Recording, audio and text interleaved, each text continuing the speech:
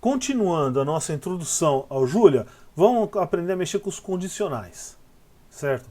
Condicional é algo extremamente importante em programação. Execute uma coisa se uma condição for verdadeira e outra se outra condição for verdadeira por aí. O elemento básico é a palavra-chave if.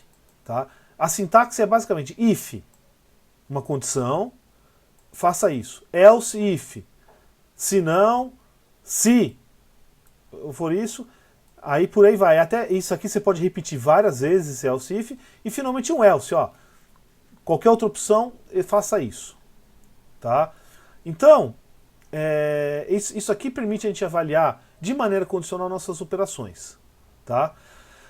Um exemplo assim é implementar o teste FizzBuzz. Quer dizer, dado um número n, né, imprimir fizz se o n é divisível por 3,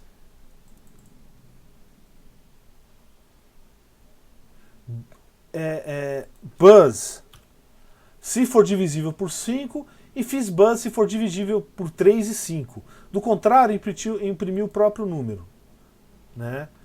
E aqui você define a tua escolha. Tá? Então vamos por aqui. Então o que eu faço? Se n for divisível por 3, lembra daquela função módulo? Tá? A função resto, que é aquela porcentagem? Basicamente ele dá o resto de uma divisão. Então, se o resto for igual a 0, ou seja, não tem resto, de uma divisão inteira, né? Ele vai retornar 0. Tá? Uma coisa, comparando com Python ou, por exemplo, com C, certo? Essas condições em Julia são sempre, você tem que sempre ser um booleano, true ou false, verdadeiro ou falso. Em C ou Python, por exemplo, qualquer coisa que for diferente de 0 é verdadeiro. Então isso é um detalhezinho. Esse e-comercial, esse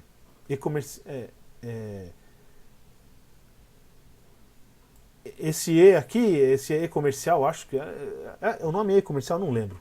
Paciência. Né? Duplo é o AND, né? E, é a operação lógica E.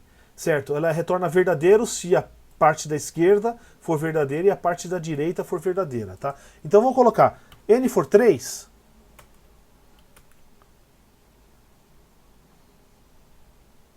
Tá? Por quê? N é divisível por 3. Ah, mas aqui é verdadeiro, mas ele não é divisível por 5. Então ele escreveu fizz. Se n for 5, tá? Ele escreveu buzz. Por quê? Ele é divisível por 5, mas não é divisível por 3. Se ele for 15, FizzBuzz. Porque ele é divisível tanto por 3 quanto por 5. Tá? E agora se for 17? 17, ele não fez nada porque ele não consegue fazer. Uma outra coisa, que isso aqui vem do C, né, é muito útil em algumas expressões, é o operador ternário, certo? Essa operação A, interrogação B, dois pontos C, equivale a if A retorna B, else C. Tá? É muito útil para você fazer numa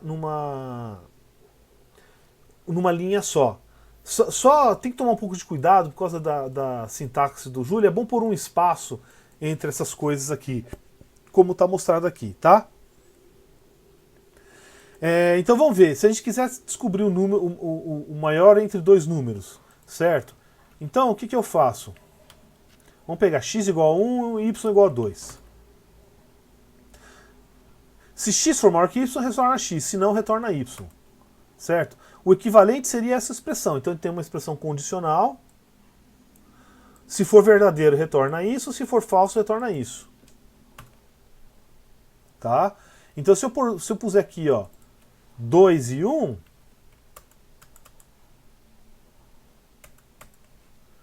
certo? Então ele vai fazendo os negócios. E se eu colocar dois iguais?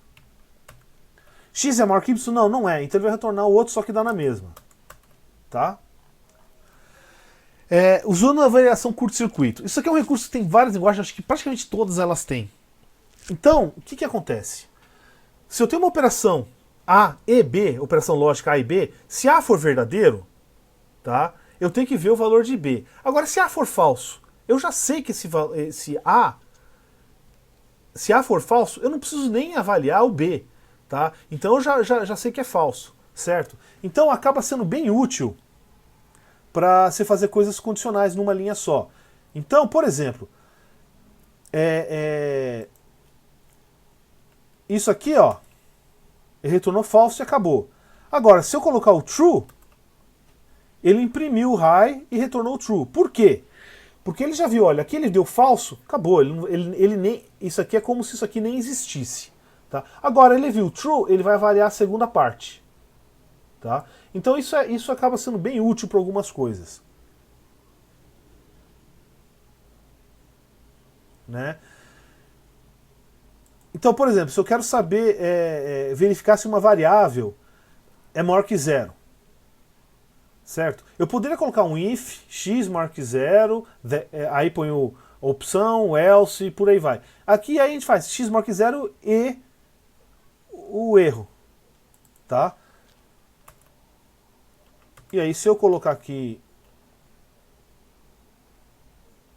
Então isso aqui é um recurso bastante usado, se vocês olharem a biblioteca padrão do Julia, né? E usar isso aqui é questão de costume. Eu, assim, é engraçado. Eu particularmente uso muito pouco, tá? Mas é algo, é bom saber, é uma técnica boa, fica mais ou menos legível na hora que você conhece e treina um pouquinho, tá?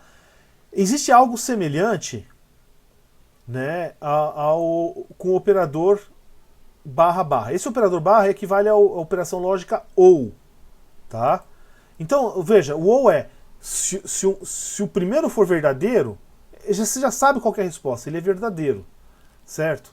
Você só precisa verificar o lado direito do operador se o primeiro for falso, tá? Então eles fazem a mesma coisa que o AND lá em cima, tá?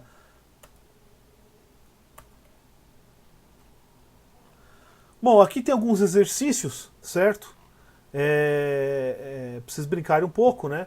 Novamente, vou insistir sempre, brinquem, tá? Testem, modifiquem, vejam, usa aquele comando typeof para ver o tipo das variáveis, tá? Se não fizer isso, vocês não vão conseguir aprender. Até mais.